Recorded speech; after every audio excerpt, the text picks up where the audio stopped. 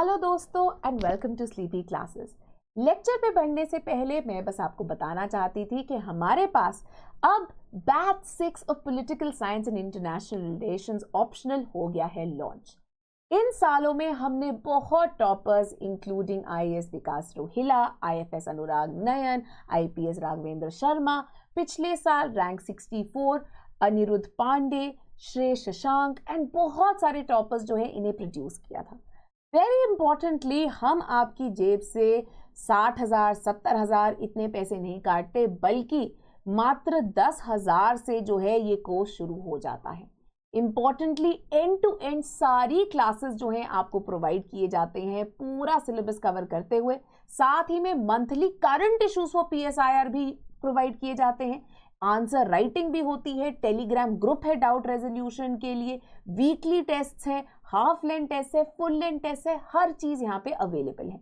यहाँ पे विद हमारा जो विद इवैल्यूएशन कोर्स है, यहाँ पे आप अपने टेस्ट को चेक भी करवा सकते हैं और फीडबैक अटेन कर सकते हैं। 18,000 का ये कोर्स है, बट बैच 6 के कूपन को यूज करके आप अटेन कर सकते हैं 10% discount for the first limited जो हमारे कुछ एक हफ्ता है उसके लिए। Then very importantly there is also without evaluation. तो अगर आपको लगता है कि बस मैं मॉडल आंसर और वीडियो सोल्यूशन देख के ही सीख जाऊंगा और मुझे आंसर चेक करवाने की जरूरत नहीं है, तो आप इस कोर्स का हिस्सा बन सकते हैं। पर मैं हमेशा सजेस्ट करती हूँ बिगिनर्स के लिए कि आंसर चेक करवाना जरूरी है, तो मैं हमेशा आपको एडवाइस करूंगी कि विद इवैल्यूएशन जो है उस पे जाएं। Last but not the least, अगर आप पर्सनलाइज्ड मेंटरशिप लेना चाहते हैं सिलेक्टेड ऑफिसर कैंडिडेट से, तो आप ज्वाइन कर सकते हैं हमारा मेंटरशिप कोर्स। राइट, बैच 6 है हमारा कूपन कोड, इसे लगाना मत भूलिए। 11 सितंबर से क्लासेस हो रही हैं शुरू, तो अपनी सीट कर लीजिए बुक बिफोर सीट्स फिल। और अपनी रजिस्ट्रेशन करवाने के लिए या आप जा सकते हैं हमारी वेबसाइट पे, या फिर अगर आपको कोई डिफिकल्टी आ रही है तो आप टोल फ्री नंबर पे कॉल कर सकते हैं। तो चलिए बढ़ते हैं आज की वीडियो की तरफ। Now, important concept of comparative politics जो कि इसको लिंक करता है from with international relations and the coming up of international politics, world politics is the idea of globalization. तो सबसे पहले समझना ये ज़रूरी हो जाता है कि आखिरकार ग्लोबलाइजेशन का मतलब क्या है। ग्लोबलाइजेशन अब एक ऐसा वर्ड है जो कि ऑलमोस्ट एक बज वर्ड बन चुका है, right. It's something that we hear every day around us, right. In every way and meaning जो है हमको ये ग्लोबलाइजेशन का टर्म सुनने को मिलता है। हाउएवर ये ग्लोबलाइजेशन का मतलब क्या है, इसको समझना बहुत ज़्यादा ज़रूरी हो जाता है। More often than not globalisation एक तरह से एनविसेज किया जाता है as a complex web of interconnectedness. मतलब बहुत सारे इंटरकनेक्शंस है लोगों के अंदर, एक कॉम्प्लेक्स वेब बना हुआ है जहाँ पे people are interconnected with each other. They are interconnected with various transnational corporations, with various international institutions and organizations, with various kinds of cultural and social and economic relations, all which have been pushed forward by a certain kind of technological and communication development, right। जिसके कारण अब क्या होने लग गया है that we are now impacted by events जो कि हमसे बहुत दूर भी हो रहे हैं, right। सो इसका इमेजिन कीजिए कि आपके पास बहुत सारे अब ऐसे एग्जाम्पल्स आ गए हैं, right. So if you imagine the financial crisis of 2008, something that exploded in the US, बस उसके रेपरकशंस जो हैं सिर्फ यूरोप तक सीमित नहीं रहे, बल्कि पूरे डेवलपिंग वर्ल्ड पे भी जो है वो देखने को मिल गए। सबसे परफेक्ट एग्जाम्पल जो कि आज की डे एंड एज में मिलेगा is the form of various kinds of pandemics, right। so COVID-19 हम बोलते हैं the novel coronavirus, right। इसका हम एक आइडिया ये बोलते हैं ना कि this is a disease of globalization, it was more of a rich man's disease। क्यों? बिकॉज इसकी कम्युनिकेशन ही वुहान से पूरे वर्ल्ड ओवर में एंड पहले डेवलप्ड कंट्रीज में हुई, right. This was a new thing that we witness. बहुत सारे बाकी पैंडेमिक्स जैसे कि एबोला एटसेट्रा के साथ हमने देखा था that mostly it was the developing countries जो कि पहले used to get impacted by these। However, now this was a sort of virus जो कि middle class, white collar blue collar workers जो कि ट्रैवल करते थे, जो कि फ्लाइट्स में जा रहे हैं टू द डेवलप्ड वर्ल्ड, उनको ज़्यादा इम्पैक्ट किया, जिसके कारण यूरोप के अंदर, यूएसए के अंदर ये इससे बहुत पहले आया before it reach the developing world, right. And that is why even so called developed world की जो कंट्रीज़ हैं, राइट, चाहे वो यूके हो गई जिसको हम अभी भी देख रहे हैं reeling under the crisis, USA हो गया, इटली हो गया, ये सब जो है इसकी चपेट में बहुत ज़्यादा से आए, राइट। सो एन इवेंट जो कि डिस्टेंट था, राइट, जो कि वुहान में हुआ या फिर फाइनेंशियल क्राइसिस जो कि यूएसए में हुआ, उसके इम्पैक्ट धीरे धीरे हर जगह फैल जाते हैं, ठीक है। अब वेरियस स्कॉलर्स ने जो है इसको डिफरेंट डिफरेंट तरह से और भी डेफिनेशंस दिए। एंथनी गिडन्स जो है इनको बोलते हैं कि this is the intensification of world wide social relations, कि सोशल रिलेशंस पहले भी एग्जिस्ट करते थे, it's we can't claim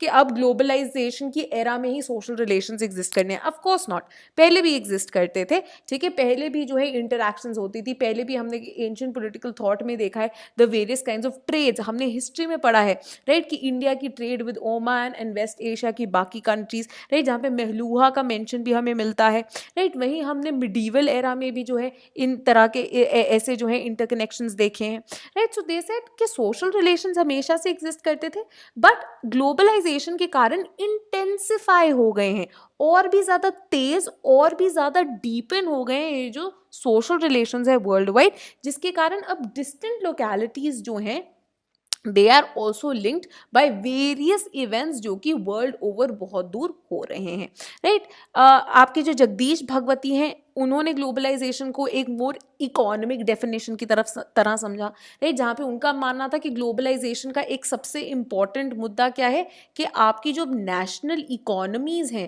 right, ये नेशनल इकोनॉमीज अब इंटीग्रेट हो गई हैं, right. So unlike the protected economies जो कि हम पहले लगते थे, अब नेशनल इकोनॉमीज एक free market open world economy के अंदर इंटीग्रेट हो गई हैं, चाहे वो ट्रेड के थ्रू हो, चाहे वो फॉरेन इन्वेस्टमेंट के थ्रू हो, चाहे वो कैपिटल फ्लोज के थ्रू हो, चाहे वो लेबर के फ्लोज के थ्रू हो, राइट, या फिर इवन फ्लो ऑफ टेक्नोलॉजी के थ्रू हो, right. So the idea of 3G 4G 5G यहाँ पे आ रहा, या बाकी और टेक्नोलॉजिकल इनपुट्स जैसे कि self driving cars for example being introduce maybe in India, right. So ये आइडिया क्या है, ये इंटीग्रेशन ऑफ नेशनल इकोनॉमीज की तरह जो है देखा जाता है बाय जगदीश भगवती, राइट। तो हम देखते हैं कि बहुत ही वेरिंग डेफिनेशंस जो हैं ग्लोबलाइजेशन की डीलिंग विद मल्टीपल एस्पेक्ट्स आगे रखी जाती हैं। रूसनो एंड बाकी स्कॉलर्स जो हैं वो कहते हैं ग्लोबलाइजेशन के कारण it's not just the intensity, in fact वो कहते हैं when you look at globalisation के कॉन्टेक्स्ट में, चाहे वो इकोनॉमिक रिलेशंस हो, चाहे वो कल्चरल इंटरैक्शंस हो, चाहे वो पॉलिटिकल इंस्टीट्यूशंस हो, राइट, इन सब में ही एक ग्रोइंग एक्सटेंसिटी, राइट, मतलब ब्रेथ, जितनी कवरेज है उनकी वो बढ़ती जा रही है, इंटेंसिटी मतलब डेप्थ, राइट, जितनी ज़्यादा, जितनी दूर तक, जितनी डीपली आप एम्बेड हो रहे हैं इन स्ट्रक्चर्स में, एंड लास्टली वेलोसिटी मतलब और at a more faster pace जो है ये होती जा रही है, राइट। तो ये सारे ग्लोबल इंटरैक्शंस जो है अब ज़्यादा एक्सटेंसिव हो गए, मतलब अर्स्टवाइल जो ऐसी कंट्रीज थी जैसे कि आप मान लीजिए मे be sub Saharan African countries या बाकी जो लीस्ट डेवलप्ड कंट्रीज थी जहाँ पे अभी भी रीच नहीं पहुंच पाई थी, वहाँ पे भी रीच आ गई है, इंटेंसिटी अब ज़्यादा हो गई है। तो फॉर एग्जाम्पल इंडिया के अंदर अगर हम बात करते हैं, right, it's not just the urban middle class but in fact even जब हम बात करते हैं कि रूरल एरियाज में internet expansion, right, smart mobile की जब हम बात करते हैं कि रूरल इंडिया के अंदर फॉर एग्जांपल द ग्रेटेस्ट जो एक हो सकता है इसका एक मेजर फॉर्म जो देखा गया था was the explosion of TikTok, ठीक है। टिकटॉक इतना पॉपुलर हो गया था, right, something which wasn't N urban phenomena, urban तो था ही था, बट उसके साथ ही साथ आपके सेकेंड टियर थर्ड टियर जो टाउन्स थे एंड रूरल एरियाज, वहाँ पे टिकटॉक कितना पॉपुलर हो गया था, राइट। तो एक तरह से ये डीपन ज़्यादा हो गई, इंटेंसिटी ज़्यादा बढ़ गई है इन इंटरैक्शंस की, and lastly at a much faster pace जो है ये हो रहे हैं, ठीक है। और इसी के थ्रू जो है अब ग्लोबल वर्ल्ड में even the local is being enmeshed, right. तभी हम बोलते हैं ना that is why terms like glocal have come up, कि अब सिर्फ ग्लोबल नहीं बल्कि इसके बीच में लोकल भी जो है वेरी इंपॉर्टेंटली फिगर हो गया है, राइट, जिसको हम ग्लोकलाइजेशन बोलते हैं, राइट। तो मैकडॉनल्ड्स तो आया, McDonald's can be seen as the coming in of something which was a global phenomena to India, but India आके उन्होंने क्या किया, they realise that maybe a majority, a huge number, not the majority but a huge number of population जो है vegetarian है, right. तो उन्होंने उनको मद्देनजर रखते हुए they introduce something like McAloo tikki, right, which is so localized, right? तो global but they are also understanding local requirements and peculiarities and suiting themselves according to that, ठीक है। very importantly हम कहते हैं through globalization एक time space compression जो है exist कर रहा है। The world seems like a smaller place, हम बात करते हैं ना world is a global village, है ना। ग्लोबल विलेज क्या मतलब, जैसे पहले बातें फैल जाती थी फटाफट, जैसे कि हमारे नेबरहुड में, नुक्कड़ में, एक गांव में, वैसे कि अब एक ग्लोबल विलेज बन गया है पूरा का पूरा world, right. So the space seem smaller. Now this might be due to increased and better transportation mechanism, right, कि अब you don't have to go around the world, right, बहुत दिन, इतने महीने लगा के आपको यूएसए नहीं पहुंचना, now you have a direct flight, right, or you don't even have to go to the USA, right? That is what COVID-19 pandemic has shown you now, that even though you can't physically interact with people now, you have important developments via ICT, through Zoom, through Google Meets, through WebEx, right, इन सब के through जहाँ पे आपको physically भी move करने की ज़रूरत नहीं है, एंड फिर भी you can imagine being in the same space, right. तो स्पेस में कंप्रेशन आ गई है, एंड सिमिलरली टाइम में भी कंप्रेशन आ गई है, because it's taking you less time to do this, things are happening at a much faster pace, right, the development is happening at a much faster pace, communication flow is at a much faster pace, information flow is at a much faster pace, thanks to social media, thanks to other kinds of media, thanks to developments in transportation and communication, thanks to greater integration of economic relations। इन सब के कारण जो है time and space का जो idea है वो almost compress होता जा रहा है, श्रिंक होता जा रहा है। ये प्रोसेस जो है हम कहते हैं इसके अंदर वैराइटीज ऑफ आइडिया इंक्लूड हो सकते हैं, राइट। सो जरूरी नहीं है that you have to look at globalisation only through an economic lens, कि हाँ जी मल्टीनेशनल कोऑपरेशंस है, ट्रांसनेशनल कोऑपरेशंस है, इंडिया में अब ज़ारा इतना पॉपुलर है, that is one aspect of it, but not entirely. There are political aspects also, जैसे कि हम देखेंगे कि a lot of liberal theorist जो है ये बात करते हैं of the idea of pooling of sovereignty. Pooling of sovereignty की क्या बात है, सॉवरेनिटी हमने याद है, हमने किया था, sovereignty is one of the major features of any state. Sovereign है मतलब उनके ऊपर कोई और अथॉरिटी नहीं है जो कि उन्हें बता सकता है कि आपने किस हिसाब से अपने डिसीजंस लेने हैं। There is no authority outside the border और inside the border that can prevail over them. On the other hand now we are having modern concepts wherein for example EU जैसा idea जो है exist करता था, which might be seen as an example of pooling of sovereignty, जहाँ पे multiple countries are coming together to have a more integrated not just economy but also polity, wherein you have the EU parliament also, ठीक है। साथ ही में social relations के ऊपर भी जो है मेजर यहाँ पे इम्पैक्ट आ रहा है, राइट। सो फॉर एग्जाम्पल आपके जो डायस्पोरा हैं एंड उनके साथ जो होता है that impacts your country also, right. तो फॉर एग्जाम्पल अगर वेस्ट एशिया में इंडियन वर्कर्स जो हैं अगर वो सफ़र कर रहे हैं तो उनको वापस घर लाने के लिए जो है वेरियस प्रोसेसेस किए जाएंगे, या फिर अगर इंडिया के अंदर कोई प्रोटेस्ट हो रही है, फॉर एग्जाम्पल फार्मर्स प्रोटेस्ट हो रही है, कुछ भी हो रहा है, तो the diaspora sitting in Toronto, sitting in London, sitting in Melbourne, right, they can also join them, क्यों? Because of this enmeshing of social relations। and next obviously cultural integration बहुत ज़्यादा हो गई है। तो एक एग्जाम्पल जैसे कि आपको दिया था मैकडॉनल्ड्स कमिंग टू इंडिया, और the idea of Gangnam style या फिर BTS which is a Korean pop group topping the charts in USA, ठीक है। सो ये क्या है, ये एक तरह से कल्चरल इंटेग्रेशन जो है देखी जा सकती है। Now it is very important also to understand कि ये जो कंटेम्प्रेरी एरा है हमारी ग्लोबलाइजेशन का, this is in the first time that something like globalisation has happened. In fact according to various scholars at least 3 waves of globalisation जो है in modern history, in recent history, in contemporary history chart out की जा सकती है, ठीक है। अब कौन सी है ये 3 waves ऑफ ग्लोबलाइजेशन? पहली ये कहते हैं शुरू होती है 1450 टू 1850 से, right. Now this is the era of what, this is the era of reformation, enlightenment, scientific revolution, technological developments, industrialisation. और इन्हीं के साथ साथ क्या चल रही थी, इन्हीं के साथ चल रही थी आपकी एज ऑफ डिस्कवरी भी, राइट। क्यों? क्योंकि कैपिटलिज्म की शुरुआत हुई, इंडस्ट्रियलाइजेशन की शुरुआत हुई। अब आपको रिसोर्सेज के लिए और अपना जो आपने फिनिश्ड गुड्स बनाए हैं उनके लिए you want new lands also. So आप जो है एज ऑफ डिस्कवरी में नए नए लैंड्स जो है ढूंढने निकल जाते हैं, राइट। तो यहाँ पे आपका जो न्यू वर्ल्ड है, दी अमेरिकाज, उनकी डिस्कवरी होना, a new route to India, उसकी डिस्कवरी होना, राइट। तो ये क्या है, ये आपकी एज ऑफ डिस्कवरी मानेगी, बोथ जियोग्राफिकल टर्म्स में एंड साइंटिफिक डेवलपमेंट्स में भी, which eventually led to industrialisation, ठीक है, and the eventual rise of capitalism. The next was roughly from 1870 to 1914। यहाँ पे जो है अब ये जो यूरोपियन एम्पायर्स की शुरुआत हुई थी यहाँ, right, Spanish empire, Portuguese empire, French empire, English empire, आपके वेरियस स्कैंडिनेवियन कंट्रीज जो डैनिश हैं उनकी एम्पायर्स, राइट। अब वो जो है एंट्रेंच हो गए एंड कॉलोनाइजेशन एंड इंपीरियलिज्म जो है they became a main stay, जिसके कारण क्या हुआ, जैसे जैसे और कंट्रीज कॉलोनाइज होती गई वैसे वैसे बाकी और ये कंट्रीज भी जो है वर्ल्ड इकोनॉमी में इनग्रेन हो गई, ठीक है, और डीपली इनग्रेन हो गई। बिकॉज वाई, अब ये यूरोपियन जो एम्पायर्स है वो उनको गार्ड कर रहे थे।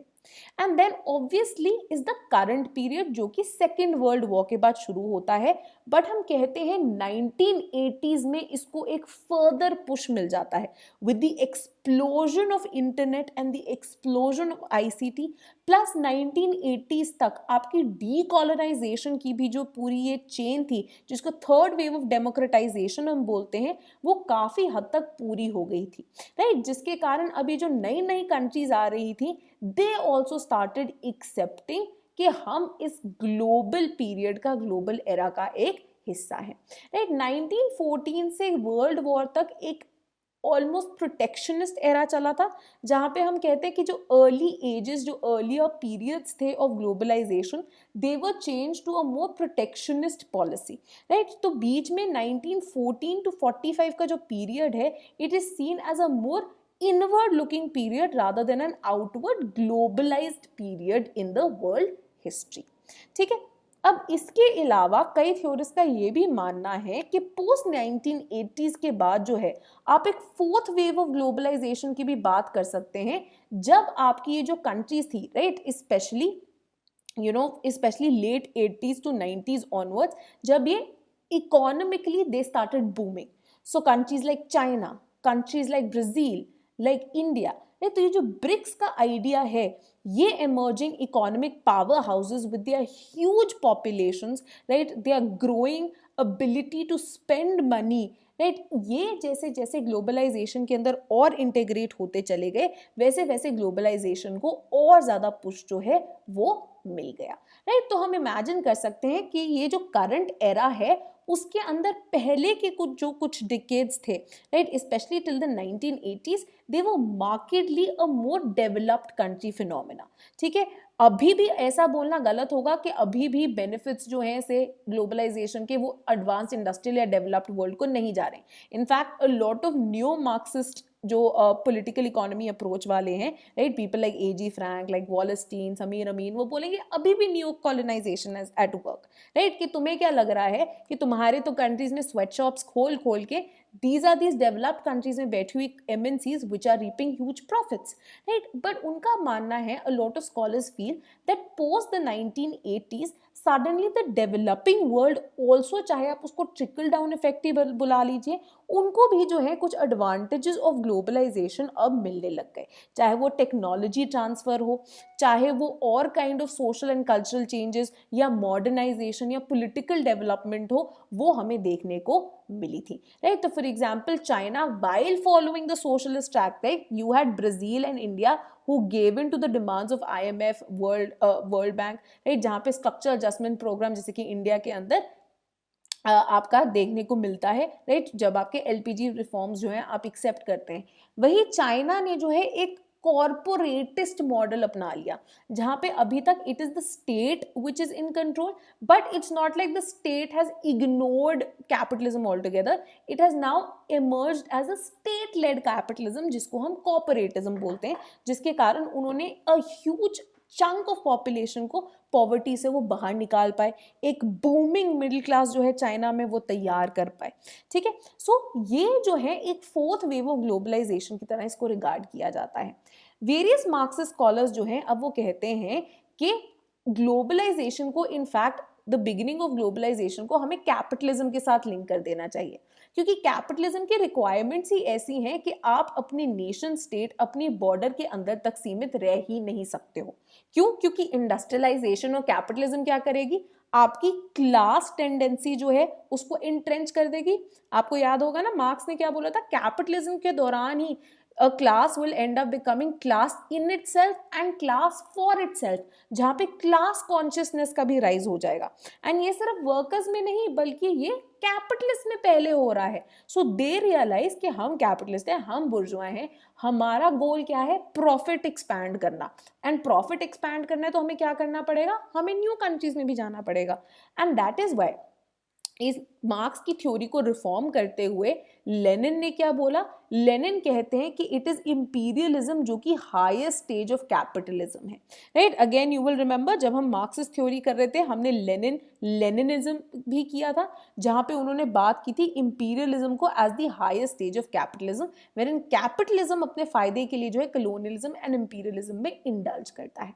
वहीं रोजा लग्जमबर्ग जो है वो कहती है कैपिटलिज्म, इंपीरियलिज्म एंड नेशनलिज्म जो है इकट्ठे चल सकते हैं, राइट। अब ब्रिटेन क्या था, इंपीरियलिस्ट कंट्री था, but it was also driven by national interest in the sense, तभी हम ड्रेन ऑफ वेल्थ थ्योरी की बात करते हैं ना कि इंडिया को लूट लूट के कहाँ पे अपने देश में भरते जा रहे थे वो, राइट। सो नेशनलिज्म कि हमारी कंट्री को हमने सबसे मैसिवली पावरफुल बनाना है, and that is why British जो है यहाँ पे फ्रेंच से भी भिड़ रहे थे, राइट, ताकि फ्रेंच को वो जितना ज्यादा निकाल सके इंडिया से बाहर और अपना जो बोलबाला है वो और भी ज्यादा इस्टेब्लिश कर सके इंडिया के अंदर, right? Now globalization again has been interpreted in mainly 3 ways. इनके अंदर आप वेरियस और डायमेंशंस भी बना सकते हैं, 6 बनानी है 6 बनाए, 7 बनानी है 7 बनाए, जितनी मर्जी आप बना सकते हैं, राइट। 3 मेन जो है लेकिन क्राइटेरिया बन सकते हैं। पहला है इकोनॉमिक ग्लोबलाइजेशन, राइट, जैसे कि हमने पहले पढ़ा और जैसे कि various interdependent scholars like Keohane and Nye बार बार बोलेंगे that there is greater integration and enmeshment of national economies. याद है ना, भगवती का भी यही कहना था। तो अब इंडिया जो है अट्रैक्ट करना चाहता है foreign investment, more and more foreign investment. There is competition amongst the Indian states also कि किसको ज्यादा इन्वेस्टमेंट मिलती है, कहाँ पे जो है मैन्युफैक्चरिंग प्लांट्स जो है सेटअप होते हैं, राइट। नेशनल इकोनॉमीज जो है अब एक सिंगल ग्लोबल इकोनॉमी का बहुत ज्यादा पार्ट बन गई हैं।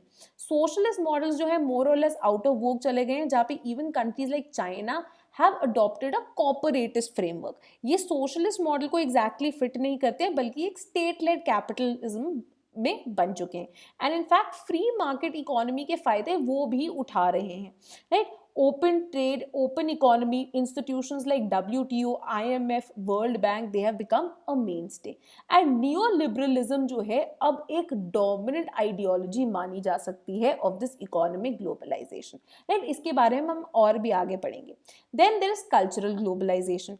कल्चरल ग्लोबलाइजेशन के आप साथ ही टेक्नोलॉजिकल ग्लोबलाइजेशन जो है उसको भी जोड़ सकते हैं, राइट, जहां पे this has been led by information communication technology, right? It has been boosted with the expansion of internet, it has been boosted with the expansion of cable television, with the expansion of smart mobiles, जिनके कारण जो है अब information is travelling at a much faster pace, जहाँ पे social media has become the main stay, जहाँ पे big tech giants like Facebook, Twitter, Instagram have become nations on their own with the number of subscribers that they have, right? इसी के कारण जो है cultural interactions भी बहुत ज़्यादा बढ़ गई हैं, जिसके कारण some people like बैरी बुजान क्लेम करते हैं कि कल्चरल डिफरेंसेस अब फ्लैटन आउट हो रहे हैं, that people are more or less adopting what is the Western culture, right, the Western style of living, जहाँ पे again he gives the example of McDonaldization. However, other people, other scholars इसके against globalization का भी phenomena देते हैं, जहाँ पे वो बोलते हैं कि it's not just कि Western phenomena ही हम अपना रहे हैं, we are becoming more and more like the Western liberal countries and उनका जो culture है, but in fact patterns of our local cultures भी जो है अब इनमें embed होते जा रहे हैं, right? तो हमने जैसे कि example दिया K-pop की, ये जो एकदम से boom आई है, जहाँ पे Korean dramas have become very popular, Korean pop groups have become very popular, right? Similarly जो है now अगर इंडिया के अंदर कोई न्यूज स्टोरी या कुछ वायरल होता है, suddenly it's available through out the world, right? So local flavours जो है वो भी आपके ग्लोबल एरा के अंदर, ग्लोबल वर्ल्ड के अंदर पॉपुलर हो गए, right? So for example the explosion of yoga, right? चाहे आप उसको हॉट योगा बना लें या कोई और नाम दे दें, बट योगा का आइडिया अब पूरे वर्ल्ड ओवर में जो है कितना ज़्यादा फैल गया है. So instead of flattening of cultural differences, there is more and more give and take which is happening, right? साथ ही में एक और इम्पॉर्टेंट चीज़ जो कि मार्शल मकलूहन के काम से हमें पता लगती है is the emergence of global village. और वो बोलते हैं कि ये जो वर्ल्ड है ये ज़्यादा इंटेग्रेटेड इकोनॉमिकली, कल्चरली, सोशली इसलिए बनता जा रहा है because of the role of technological development. Then there is obviously political globalisation, जहाँ पे अगेन वेरिंग जो है एग्जाम्पल्स आके रखे जाते हैं. सम पीपल, जैसे कि हमने बात की थी, some people are supporters of this idea of pooling of sovereignty, जहाँ पे greater global bodies, more international organization जो है कमिंग अप ऊपर आई जा रही हैं. People like John Burton have coined the term of cobweb model of politics, जहाँ पे वो कहते हैं कि वर्ल्ड पॉलिटिक्स के अंदर कुछ अब नॉर्म्स, कुछ रूल्स, कुछ रेगुलेशंस इस्टेब्लिश हो गए हैं जो कि एक तरह से गवर्न करते हैं political relations amongst various countries, and countries are genuinely scared of breaking those, right? तो अगर WTO कोई एक फ्री ट्रेड की बात करता है, people want to follow those rules जो कि WTO ने इस्टेब्लिश किए हैं, lest they are punished and lest they have to face the wrath of the rest of the countries, right? तो किसी तरह की अगर वो उन पे जो है किसी तरह से उनके साथ रिलेशनशिप जो है कर्टेल कर दें या so on so forth, right? तो for example if USA wanted, if USA under Trump wasn't getting along with Iran, it wanted to arm twist India also into accepting कि आप ईरान से जो है अब तेल लेना जो है कम कर दीजिए, ठीक है? अब ये जो है एक मेजर डेवलपमेंट देखी जा रही है ग्लोबलाइजेशन के उसमें. अब इसके अलावा there are also various talks and debates कि ग्लोबलाइजेशन क्या सच में भी हो रहा है, क्या ये एक मिथ है या रियलिटी है. अब इसके लिए 3 मेन पोजीशंस जो है सामने आई हैं, जिनको कैटेगराइज किया है डेविड हेल्थ ने. अब ये 3 मेन अप्रोचेस क्या है? पहली है hyper globalist. Globalists, they are, as the name itself suggests, they are very enthusiastic about globalization. They think globalization is happening everywhere. It is revolutionary. It is leading to major economic changes, major tectonic shifts in culture, in technology, in politics, right? और ये सब जो है 1980s onwards जो है major boost हो गया है, राइट? उनके लिए ग्लोबलाइजेशन साथ ही में is accompanied by what they imagine as a borderless world, जिसको वो डीटेरिटोरियलाइजेशन बोलते हैं, जहाँ पे वो बोलते हैं दैट नाउ जो टेरिटोरियल बॉर्डर्स हैं they don't really matter, right? You have MNCs which are footloose capital which exist throughout the world. You have something called the Bitcoin जो कि exist कर रहा है technologically and nobody really knows कि वो कहाँ से है, राइट? तो ये territorial logic just doesn't make sense because technology has surpassed them all. Similarly, you have the coming up of political institutions, international political institutions, world institutions, जो कि अब एक important role play कर रही हैं, right? Hyper globalizers का more or less एक बहुत ही positive attitude है towards globalization, जहाँ पे इनको लगता है that this era basically marks the triumph of markets, right? That now states aren't relevant, states की sovereignty जो है अब reel back कर गई है, states have less of a position and it is actually markets, MNCs, TNCs और ये जो इकोनॉमिक डायनेमिज्म है जो कि रूल कर रहा है वर्ल्ड को, which will eventually lead to prosperity for all. However, hyper globalization के भी जो है criticisms आते हैं. पहला वो बोलते हैं कि देखिए ये जो obviously economic and technological developments हो रही हैं, बट आप जो है इनको ओवर एस्टिमेट कर रहे हैं. Just because there are economic and technological forces at play does not mean लोग जो है अपनी वैल्यूज, परसेप्शंस या आइडियोलॉजिकल ओरिएंटेशंस को कंप्लीटली छोड़ देंगे. चाइना अभी भी नाम के लिए ही, चाहे वो एक सोशलिस्ट ओरिएंटेशन है, कम्युनिस्ट पार्टी अभी भी एग्जिस्ट करती है. इंडिया के अंदर जितने मर्जी इकोनॉमिक या टेक्नोलॉजिकल फोर्सेज आ जाएं, there will still be certain values and perceptions at play, right. So farm protest क्यों हो रहे हैं? Because they think corporates entering the farms will sound a death knell for the Indian farmer, right. तो इस तरह की developments जो है हमेशा होती रहती हैं, राइट. साथ ही में सेकेंडली उनका मानना है कि ये जो एंड ऑफ सॉवरेनिटी थीसिस है ये भी गलत है, राइट. अभी भी जो स्टेट्स हैं they can be seen as mitigating कितनी ग्लोबलाइजेशन जो है, कितनी लिबरलाइजेशन जो है, कितनी प्राइवेटाइजेशन जो है हम अलाउ कर रहे हैं. फॉर एग्जांपल इंडिया में ही हम देखते हैं कॉन्स्टेंटली वो WTO के साथ जो है एक तरह से इन नेगोशिएशंस होता है कि हम कितनी ज़्यादा सब्सिडीज हटा देंगे, हम कितनी ज़्यादा जो है और ज़्यादा एंट्रेंच होना चाहते हैं in this entire global trade phenomena, right. So ये आइडिया है कि इंडिया एंड बहुत सारे और स्टेट्स भी जो हैं अंपायर्स की तरह बैठे हुए हैं जो कि कंट्रोल कर रहे हैं कि ग्लोबलाइजेशन किस एक्सटेंट तक हम होने देंगे अपनी कंट्री की. ठीक है, तो ये क्या है? ये आपका हाइपर ग्लोबलिस्ट व्यू है. Then is the view of sceptics which is led by people like Hirst and Thomson. अब ये कहते हैं कि ये जो हाइपर ग्लोबलाइजर्स हैं, इट इज ऑल ग्लोबलॉनी. ग्लोबलॉनी मतलब कुछ भी बोल रहे हैं, it doesn't really make sense, you know, it's absolute rubbish, right. उनका मानना है कि ये जो इंटीग्रेटेड ग्लोबल इकोनॉमी है, ये जो ग्लोबलाइजेशन है, ये बड़ी एक फैंटेसी है. ऐसी चीजें पहले भी एग्जिस्ट करती थी, right. You can call it more of a regionalization, it's not really globalization, right. अब ये क्यों ये करते हैं? तो हर्स्ट एंड थॉमसन ने 7 रीजन दिए हैं. पहले वो कहते हैं कि अगर आप देखिए 1870 to 1914 का पीरियड, तो economically, politically and culturally world was much more globalized than it is today. Then they said कि contemporary politics जो है rather than globalization, यहाँ पे geopolitical developments बहुत हो रही हैं. EU जो है is not global but in fact regionalization and internationalization है. ठीक है, it is not really globalization but क्या है? इंटरनेशनलाइजेशन का आइडिया हो रहा है, ग्लोबलाइजेशन का नहीं हो रहा है, राइट. जहाँ पे इनका मानना है कि internationalisation is basically more interdependence, एक दूसरे से ज़्यादा आप बातचीत कर रहे हो, बट इसका मतलब ये नहीं कि इसको आप ग्लोबलाइजेशन बुला सकते हो. ठीक है, ये आइडिया जो है ये स्केप्टिक्स आगे रखते हैं, राइट. नाउ इसके अलावा वेरी इंपॉर्टेंटली दे से कि अगर आप major international economy and political activity को देखोगे, you will realize that it is being controlled by जो OECD जो है, राइट, वो स्टेट्स जो है इनको कंट्रोल कर रहे हैं. तो बेसिकली आपके जो western Europe and north American states हैं, दे आर द वंस जो कि इनको कंट्रोल कर रहे हैं, राइट. सो आपकी जो Organisation for Economic Co-operation and Development है, right. So it's actually it is something जो कि developed countries by way of globalisation basically अपनी एक जो डोमिनेंस है वो अचीव कर रहे हैं, राइट. नाउ दे से कि when you compare present day to जब European global empires were at their highest, at their peak, majority world population जो है was more integrated in the global system, जो कि south में है, जो आके डेवलपिंग वर्ल्ड में, then they are now, right. So colonial and imperial times पे जो ग्लोबल साउथ डेवलपिंग इकोनॉमी के लोग हैं, they were more integrated in the global economy as compare to today.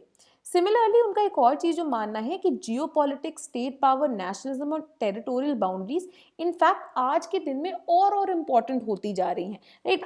अब स्केप्टिक्स की आर्ग्यूमेंट को इनफैक्ट कोविड-19 के पैंडेमिक के बाद एक मेजर बूस्ट मिल गया है, where in people are closing borders, they don't want people to come.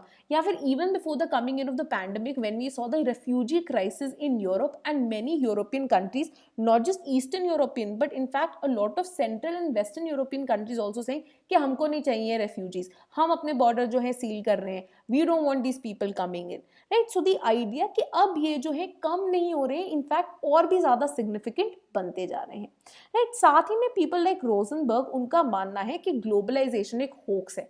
Globalisation के नाम पे basically western capitalism and US hegemony जो है वो अपने आप को बनाए रखना चाहती है, right. Basically all these things are happening to benefit them, and ये बोल रहा है कि अरे if you are not a part of globalization, if you aren't a party to this globalization, then you are just losing out.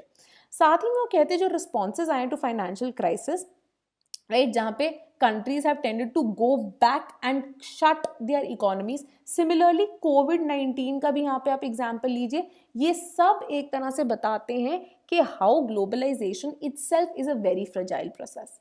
However, despite this all, a lot of critics of skepticism point out कि ये जो है ना एक बहुत ही economic dimension उठा लेते हैं, हर चीज़ में बोल रहे हैं अरे पहली इकोनॉमी ज़्यादा जो है इन्वेस्ट थी, अभी जो है वेस्टर्न हेजेमनी चल रही है. So they say this is a form of economic reductionism. Globalization isn't just about economy but इसके मल्टीपल एस्पेक्ट्स हैं. It is a multi dimensional process.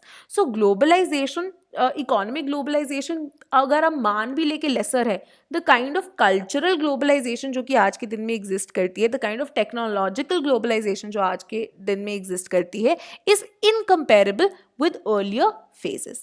Now, between these two hyper globalizers on one extreme and skeptics on the other extreme are हमारे middle path वाले, golden mean वाले हमारे लोग, who are the transformationalists, and they are led by scholars like Helen McGrew.